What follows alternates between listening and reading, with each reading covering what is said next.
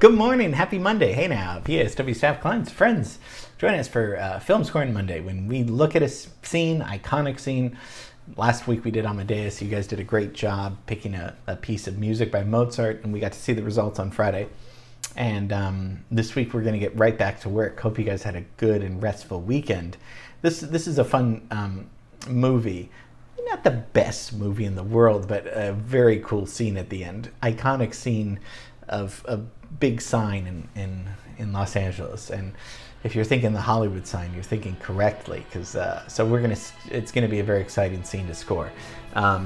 So today we're gonna look at the 1954 American film Down Three Dark Streets.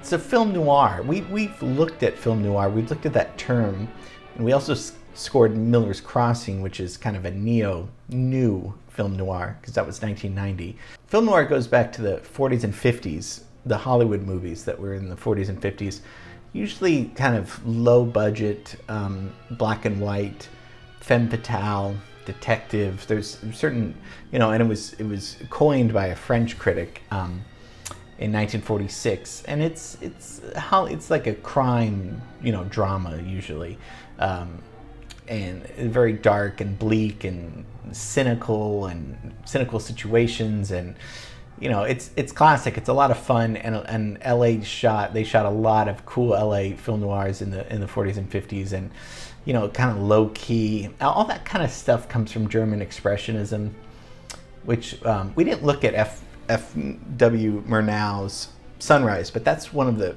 prime examples of German Expressionism.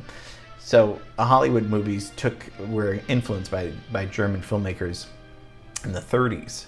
So in the 40s, they started doing these darker pictures, detectives and all that stuff. And this is an FBI. These are FBI guys.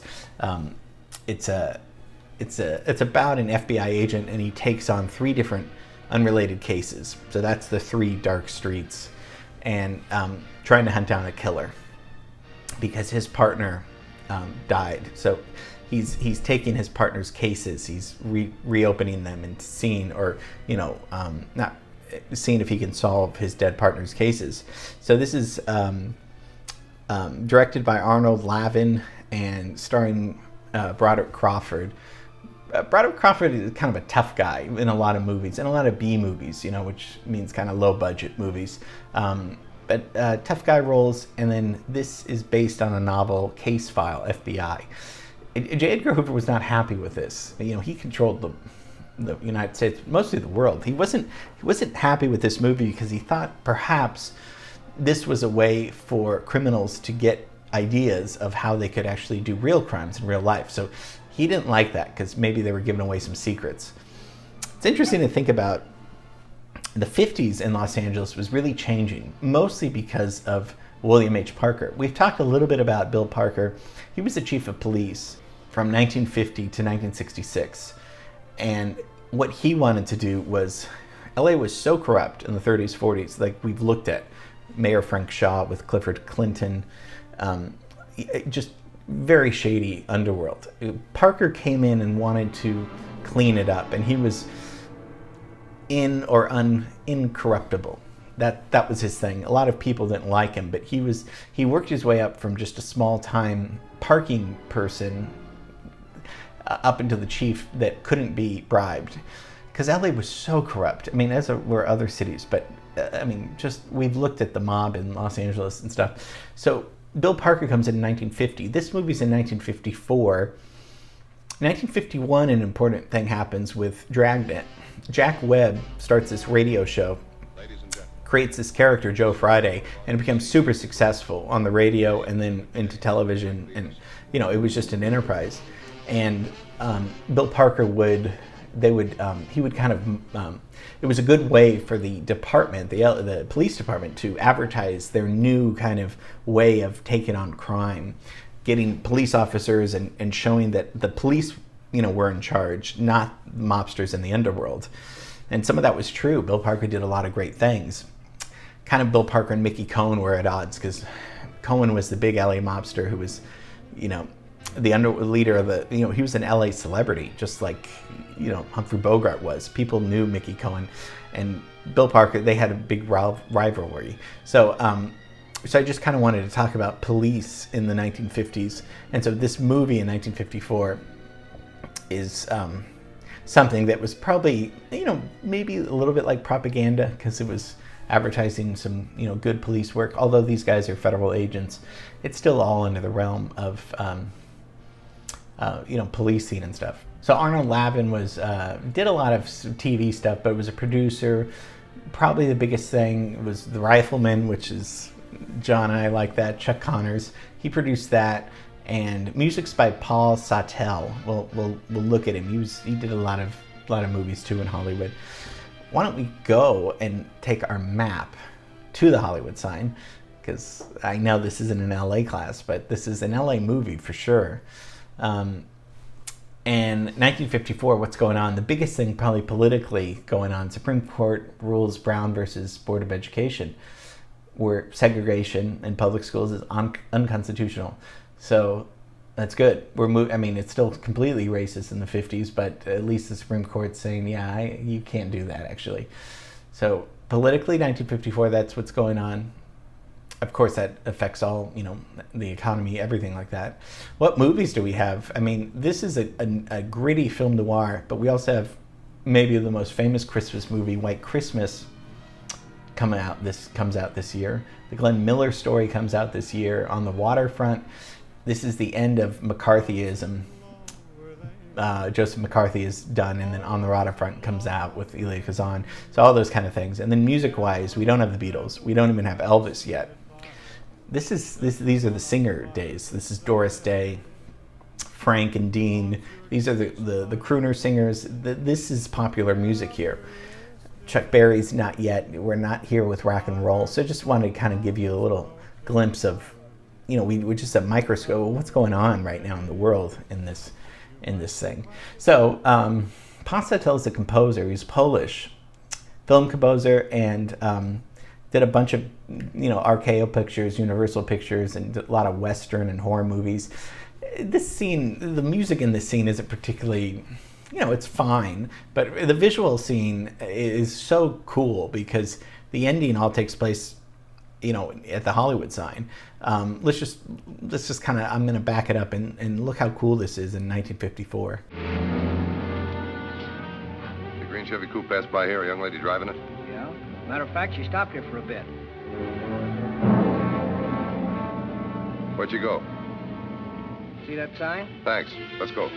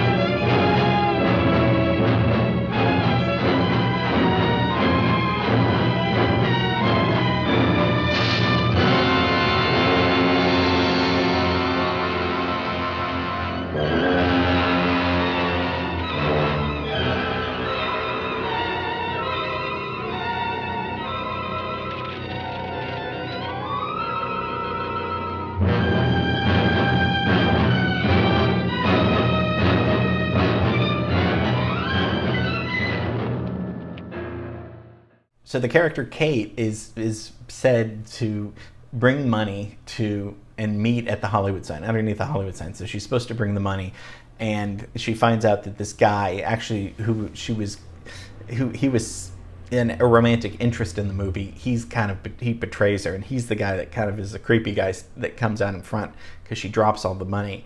That's the real Hollywood sign, though. Of course, you can't even go up there. You can't get near there. But I just thought it was really cool to film on that steep hill. So, and the music's very effective. It's just not a super memorable theme, but perhaps it wasn't meant to be. These kind of film noir, they didn't have big, epic, lush scores, melodic scores. That wasn't the point of these kind of gritty films. So let's take a look at the scene just with just no music and see what you think.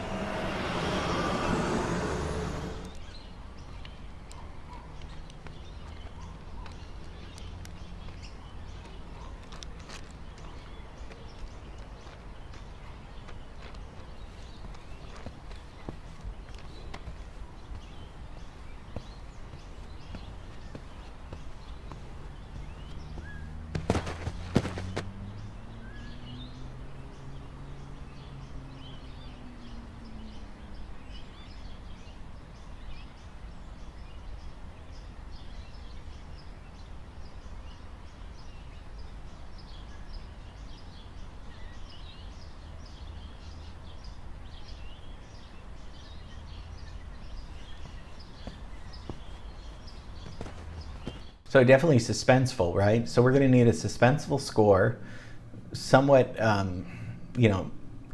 let's make it where it's maybe kind of an older soundtrack score, where it's not kind of beats or kind of, Hans Zimmer, nothing like that, nothing kind of newer. Let's see if we can get an old sounding score that's semi-suspenseful. Not Psycho, that's just too recognizable, but something... we did something very exciting, because this is such a cool scene that they're right under the Hollywood sign. Very few, I can't really think of any other movies where it actually is the real Hollywood sign.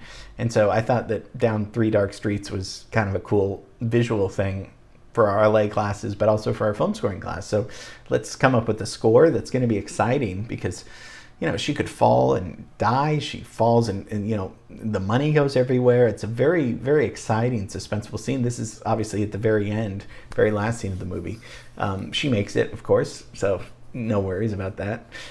Okay, so see what you got. Get it to me by tomorrow. Have fun with this, and if you're new, please play along, and please, I'm always available to talk about these things. So love you guys. Have a great rest of the day, and I'll see you tomorrow. Bye.